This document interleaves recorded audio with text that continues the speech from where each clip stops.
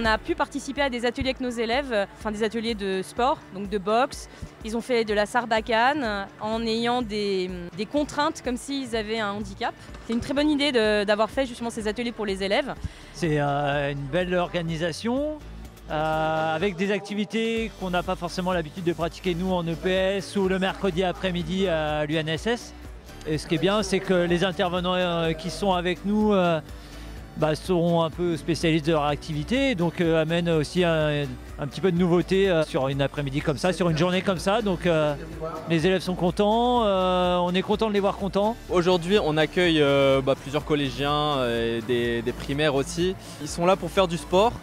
Moi, je suis là aussi pour leur montrer un peu plus, leur parler un peu de mon expérience en tant que sportif de haut niveau. Avec les Jeux Olympiques qui approchent, forcément leur parler de cette compétition à laquelle je l'espère en tout cas participer. Puis je suis là aussi pour essayer de donner envie aux plus jeunes de pratiquer le sport, que ce soit du sport de haut niveau ou même juste du sport loisir, mais en tout cas de se dépenser comme il faut.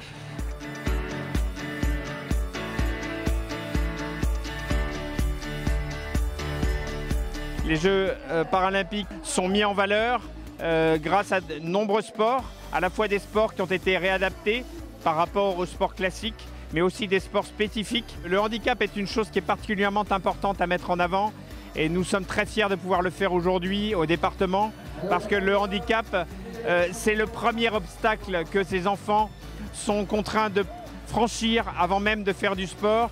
Les mettre en avant, les mettre en lumière, c'est une façon de les inclure dans la vie. Le sport, c'est le sport pour tous, qu'il soit pour les valides ou qu'il soit pour les handicapés.